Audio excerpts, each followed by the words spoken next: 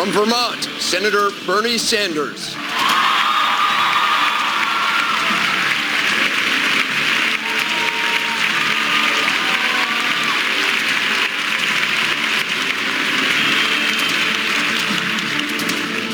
Senator Sanders, do Democrats have any choice but to impeach President Trump? Please respond. No, they don't. In my judgment, Trump is the most corrupt president in the history of this country. It's not just that he obstructed justice with the Mueller report. I think that the House will find him worthy of impeachment because of the emoluments clause. This is a president who is enriching himself while using the Oval Office to do that, and that is outrageous. And I think in terms of the recent Ukrainian incident, the idea that we have a president of the United States who is prepared to hold back national security money to one of our allies in order to get dirt on a presidential candidate is beyond comprehension. So I look forward, by the way, not only to a speedy and expeditious impeachment process, but Mitch McConnell has got to do the right thing and allow a free and fair trial in the Senate. And let's focus on this. The fact of the matter is that this is about Trump's corruption. That's what we should be focusing on. Senator Sanders, your response. Let me make a point. I think that it is absolutely imperative we go forward with impeachment. I hope that he is impeached. But I think what would be a disaster if the American people believe that all we were doing is taking on Trump. And we're forgetting that 87 million Americans are uninsured or underinsured. We're forgetting about the existential threat of climate change. We are forgetting about the fact that half of our people are living paycheck to paycheck. So what we have got to do is end this corruption, set a precedent for future history that says presidents like this cannot behave this way. But we cannot and must not turn our backs on the pain of the working class of this country. Senator Sanders, thank you. Our country will be horrifyingly polarized, even more than now. After everything we've been through, after everything we are about to go through, this country will be even more divided. Why unnecessarily divide this country over health care when there's a better way to deliver coverage for all? Senator Sanders. Well, as somebody who wrote the damn bill, as I said, let's be clear. Under the Medicare for All bill that I wrote, premiums are gone. Co-payments are gone. Deductibles are gone. All out-of-pocket expenses are gone. We're going to do better than the Canadians do, and that is what they have managed to do. At the end of the day, the overwhelming majority of people will save money on their health care bills. But I do think it is appropriate to acknowledge that taxes will go up. They're going to go up significantly for the wealthy. And for virtually everybody, the tax increase they pay will be substantially less than what they were paying for premiums and out-of-pocket expenses. Well, Senator Warren, will you? That is more on a yearly basis than the entire federal budget. And we talk about how we're going to pay for it. The study recently came out showing that, in fact, it will reduce cost. But for people making between $50,000 and $75,000 a year, their taxes are going to go up about $5,000 because the fact is they'll pay more in new taxes, 7.4% plus or 5% plus a 4% income tax. If a fireman and a school teacher are making $100,000 a year, their taxes are going to go up about 10 grand. That is more than they will possibly save on this health care plan. We have a plan put forward that will work. Senator Sanders, do you want to respond? I get a little bit tired, I must say, of people defending a system which is dysfunctional, which is cruel. 87 million uninsured, 30,000 people dying every single year, 500,000 people going bankrupt. For what reason? They came down with cancer. I will tell you what the issue is here. The issue is whether the Democratic Party has the guts to stand up to the healthcare industry, which made $100 billion in profit, whether we have the guts to stand up to the corrupt, price-fixing pharmaceutical industry, which is charging us the highest prices in the world for prescription drugs. And if we don't have the guts to do that, if all we can do is take their money, we should be ashamed of ourselves. Thank you, Senator. Senator Harris, your response? This is the sixth debate we have had in this presidential cycle, and not nearly one word with all of these discussions about health care on women's access to reproductive health care, which is under full-on attack in America today. And it's outrageous. There are states that have passed laws that will virtually prevent women from having access to reproductive health care. And it is not an exaggeration to say women will die. Poor women, women of color will die because these Republican legislatures in these various states who are out of touch with America are telling women what to do with our bodies. Women are the majority of the population in this country. People need to keep their hands off of women's bodies and let women make the decisions about their own lives. Thank you, Senator. And let's talk about Senator. that. That is a significant health care issue in America today. I want Thank to you, turn Senator. now to jobs. According to a recent study, about a quarter of American jobs could be lost to automation in just the next 10 years. Ohio is one of the states likely to be hardest hit. Senator Sanders, you say your federal jobs guarantee is part of the answer to the threat from automation. But tens of millions of Americans could end up losing their jobs. Are you promising that you will have a job for every single one of those Americans? Damn right we will. And I'll tell you why. If you look at what goes on in America today, we have an infrastructure which is collapsing. We could put 15 million people to work rebuilding our roads, our bridges, our water systems, our wastewater plants, airports, etc. Furthermore, and I hope we will discuss it at length tonight, this planet faces the greatest threat in its history from climate change.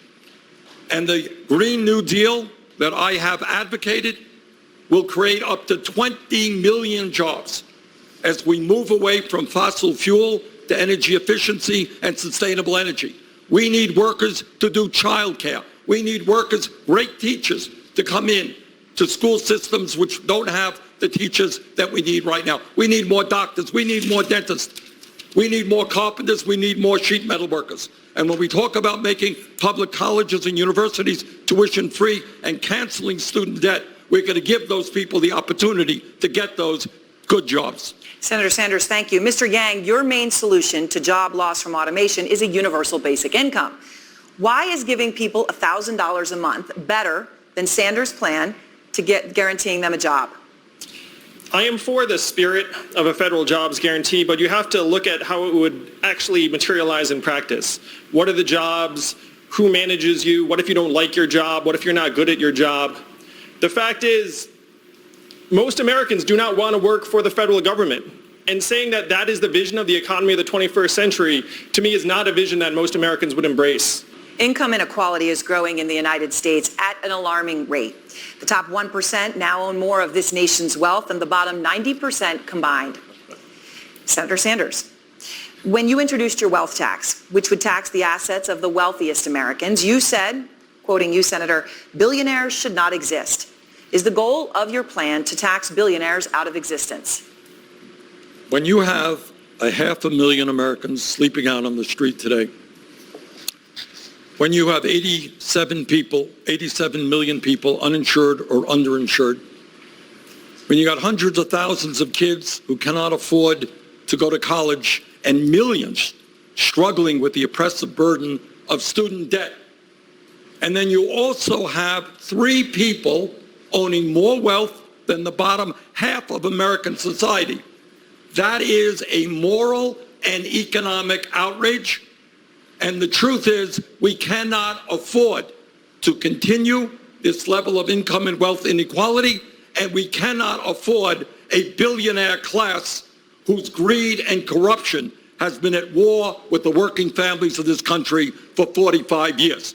So if you're asking me, do I think we should demand that the wealthy start paying, the wealthiest, top 0.1%, start paying their fair share of taxes so we can create a nation and a government that works for all of us? Yes, that's exactly what I believe.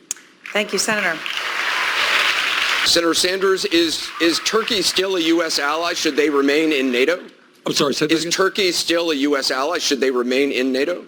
No, Turkey is not a U.S. ally when they invade another country and engage in mass slaughter. The The crisis here, as I think Joe said and Pete said, is when you begin to betray people, and in terms of the Kurds, 11,000 of them died fighting ISIS, 20,000 were wounded. And the United States said, we're with you, we're standing with you. And then suddenly one day, after a phone call with Erdogan, announced by tweet, Trump reverses that policy. Now you tell me, what country in the world will trust the word of the President of the United States? In other words, what he has done is wreck our ability to do foreign policy, to do military policy, because nobody in the world will believe this pathological liar. Now to the issue of candidates and their health. Senator Sanders, I want to start with you. We're moving on, Senator. I'm sorry. I'm healthy. I'm feeling great, but I would like to respond to that question. I want to start by saying... And Senator Sanders is in favor of medical marijuana. I want to make sure that's clear as well. Thank you. Senator Sanders, this debate does mark your... This debate, sir, does mark your return to the campaign trail. Okay, go ahead and finish your point, and then I'll ask my question, Senator. I'm more than happy to answer your question, but I wanted to pick up on what Kamala and Corey and others have said. Let's take a deep breath. Take a look at this opioid epidemic. You have executives, CEOs of major pharmaceutical companies making tens of millions of dollars a year. And in this particular case with the opioids, they knew that they were selling a product to communities all over this country which were addicting people and killing them. And last year, the top 10 drug companies made $69 billion in profit. This is what unfettered capitalism is doing to this country. And it's not just the drug companies. Right now, the CEOs in the fossil fuel industry know full well that their product is destroying this world, and they continue to make huge profits. That is why we need a political revolution that says enough is enough to this behavior. Senator, we are all very glad you're feeling well, as you just said. But there is a question on a lot of people's minds, and I want to address it tonight. You're 78 years old, and you just had a heart attack. How do you reassure Democratic voters that you're up to the stress of the presidency? Well, let me invite you all to a major rally we're having in Queens, New York, BernieSanders.com. We're going to have a special guest at that event, and we are going to be mounting a vigorous campaign all over this country. That is how I think I can reassure the American people. But let me take this moment, if I might, to thank so many people from all over this country, including many of my colleagues up here, for their love, for their prayers, for their well wishes. And I just want to thank you from the bottom of my heart, and I'm so happy to be back here with you this evening.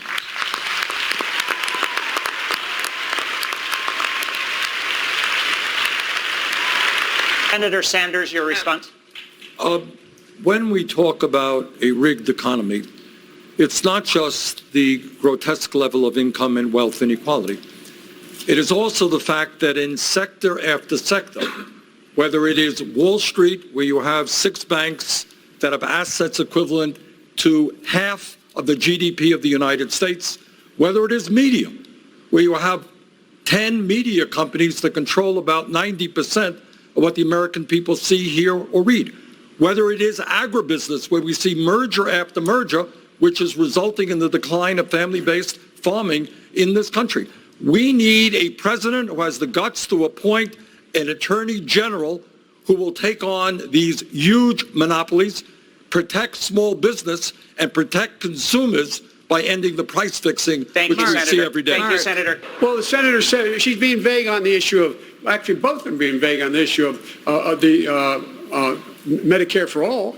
No, look, here's the deal. Come on. It costs $30 trillion. Guess what? That's over $3 trillion a year. It's part of the entire federal budget. Let me finish, okay? You'll both get in. If you eliminated the entire Pentagon, every single thing, plane, ship, troop, the buildings, everything, satellites, it would pay for a total of 4 months. 4 months. Where do you get the rest? Where does it come from? Two things. Let me Senator respond Sanders, respond. in two ways. Joe, you talked about working with Republicans and getting things done.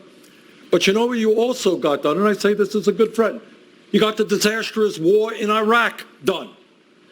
You got a bankruptcy bill which is hurting middle-class families all over this country. You got trade agreements like NAFTA and PNTR with China done, which have cost us 4 million jobs. And let's get to Medicare for all. Let's be honest. We spend twice as much per person as do the people of any other major country on earth.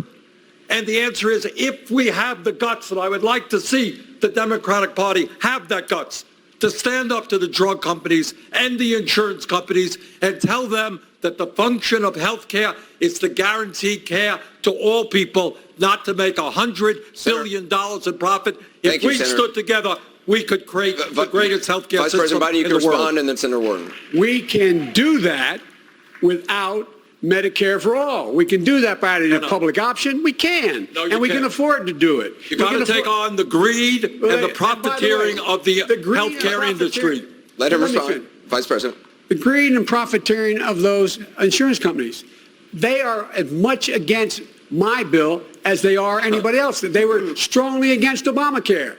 They know it costs them, and it's going to take away the right of people to choose, the 160 million people out there who've negotiated their health insurance, and they want to keep it. Senator, they should have a right to keep it. Senator There's a Sanders, missing piece. Yeah, and that's Senator bringing Sanders, the American people to Senator get it Sanders, done. why is your approach more likely to beat President I'll Trump? tell you why. Please And here's the radical reason why. It's what the American people want. Yes. All right? The American people do not want tax breaks for billionaires. They want the rich to start paying their fair share of taxes. Poll came out yesterday. 71% of Democrats support Medicare for all. The people of this country understand that we've got to make public colleges and universities tuition free. And more Americans, including Republicans, understand we need bold action if we're going to save this planet for our children and our grandchildren. The way you win an election in this time in history is not the same old, same old. You have to inspire people. You have to excite people. You got to bring working people and young people and poor people into the political process because they know you stand for them, not corporate America. Senator Sanders. When I was chairman of the Senate Committee on Veterans Affairs, I tried to get through the most comprehensive piece of veterans legislation in modern American history, and I failed. I only had 2 Republicans to vote with me in the Senate, so we had to go back to the drawing board, and I worked with John McCain. And I certainly did not get in that legislation, working with McCain, all that I wanted. But it turned out that we were able to pass a very, very significant piece of legislation, including $5 billion more for the Veterans Administration. More recently, I worked with a very conservative Republican from Utah, Mike Lee. And Mike understood, although he and I disagree on everything, that the U.S. involvement in the Saudi-led war in Yemen was a catastrophic disaster for the people of Yemen. And for the first time in 45 years, we were able to get the War Powers Act utilized and get the votes to get the U.S. troops out of that area. But I think at the end of the day, what I appreciate is that we have got to end the hatred that Trump is fostering on our people, the divisiveness, trying to divide us up by the color of our skin or where we were born or our sexual orientation or our religion. And there is no job that I would undertake with more passion than bringing our people together around an agenda that works for every man, woman, and child in this country rather than the corporate elite and the 1%. A progressive agenda that stands for all is the way that we transform this country. Senator Sanders, thank you.